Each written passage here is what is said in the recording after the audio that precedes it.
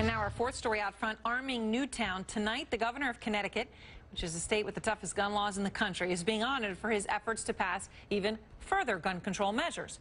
But this honor ironically comes as gun sales in the town of Newtown have surged since the horrific elementary school shooting there. Poppy Harlow is out front.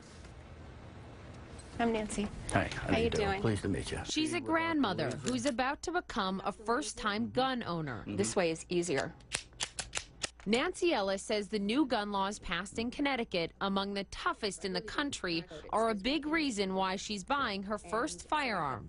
Our rights are being slowly infringed upon, and that this whole idea of controlling guns has come to my back door. In other words, there could be a time when I may never be able to get a firearm.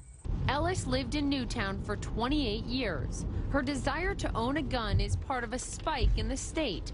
Newtown, vividly remembered for one of the worst gun massacres in U.S. history, is on track this year to double the amount of pistol permits it issued last year. I'm concerned that it can get out of hand.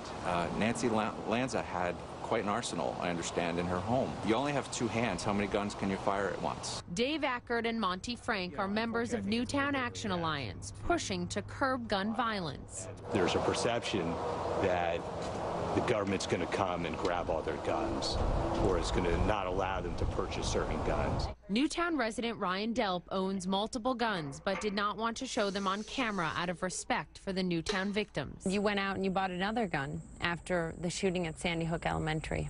Why? That was 100% driven by the legislation that I was anticipating being passed. It's my responsibility to take care of and protect my family. It's hard for Gilles Rousseau to understand as he grieves the loss of his daughter Lauren, killed at Sandy Hook. It hurts in a different way.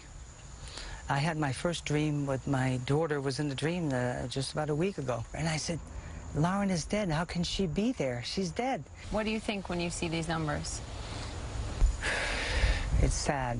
It's really sad. There's no other words to say it. It makes me sad to think that people they feel that they're protecting themselves, but they're just adding to the problem. There was also a surge in gun sales in Colorado following the Aurora movie theater massacre. And after the 2011 mass shooting in Tucson, background checks for gun purchases in Arizona spiked. While Nancy Ellis grieves for the victims of the tragedy in her own backyard, My heart breaks for them. It truly does. for her, this is about protecting her rights. Did the guns cause the tragedy? No. It is the person behind the gun that caused the tragedy. For Out Front, Poppy Harlow, Newtown, Connecticut.